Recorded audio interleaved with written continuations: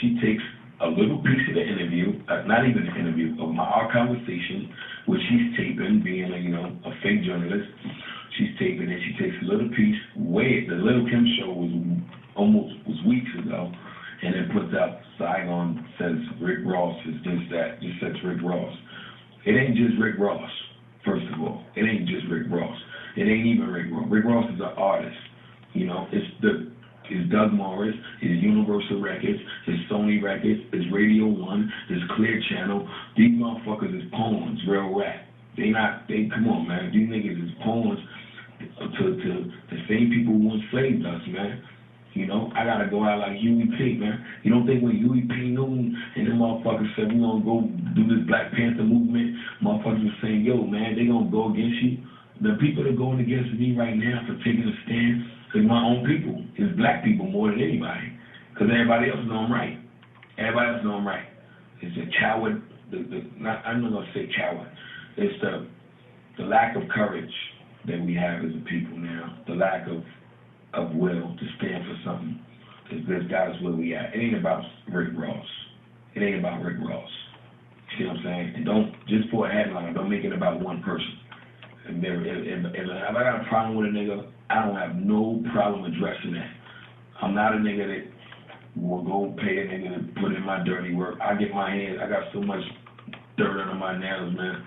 It's a shame. You could check Brian Kavanaugh, check the law books, check all of that. Not to brag about it, but that's just my history.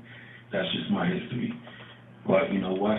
When I gotta explain to my daughter what a menage means, and I gotta explain to my little nephews and cousins why it's wrong to join a gang, or why it's wrong to be a hustler and a pimp and all that shit that our parents taught us not to be, I gotta stand up against that, regardless of what none of y'all motherfuckers say.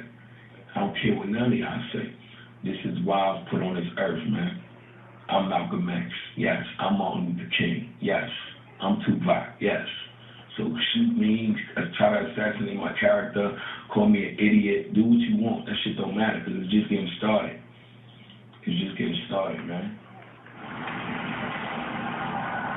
Now I'm feeling like, okay, I've sold weed, I've sold pills, you know what I'm saying? I'm pimping, I'm doing everything that I was rapping about that I wasn't really doing before. So now I feel like I'm being real now. You know what I'm saying? I really do what I rap about.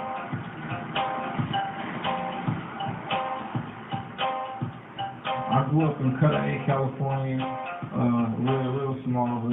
My mother raised me primarily. My father stayed in Compton, California. So I would go back and forth, go to Compton for the summer, come back.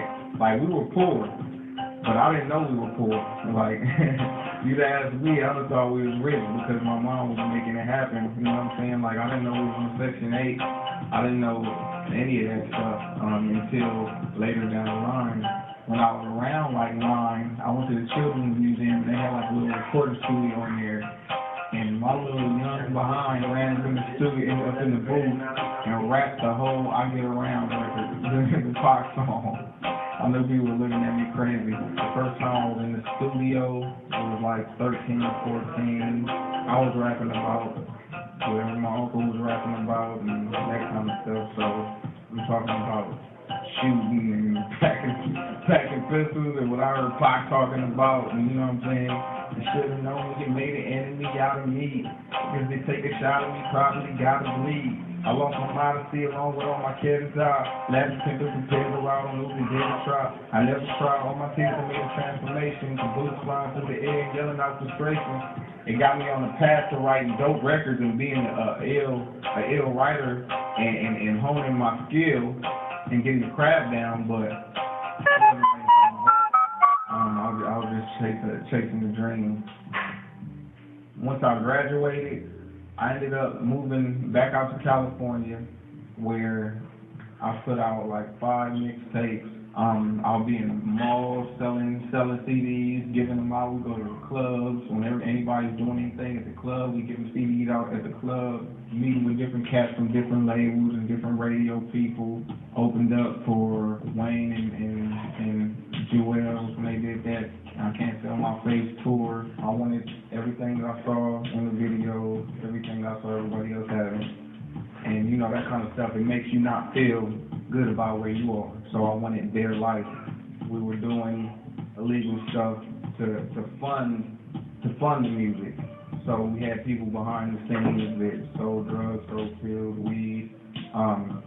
Even a lot of it was funded by women.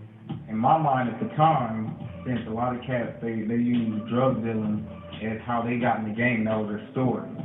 We was going to get in the game, and my backstory was going to be pimping for the spirit, you know what I'm saying? We was getting money off females, and it was almost like a bragging type of thing. Situation got tough, my financial situation, I was around a lot of people who were benefiting from the hustling that they were doing. So I was the only one that didn't have the nice car, the nice rims, but I was around these kind of people who had the jewels to where I would borrow the jewelry to go on stage and look like I had it and then give it back.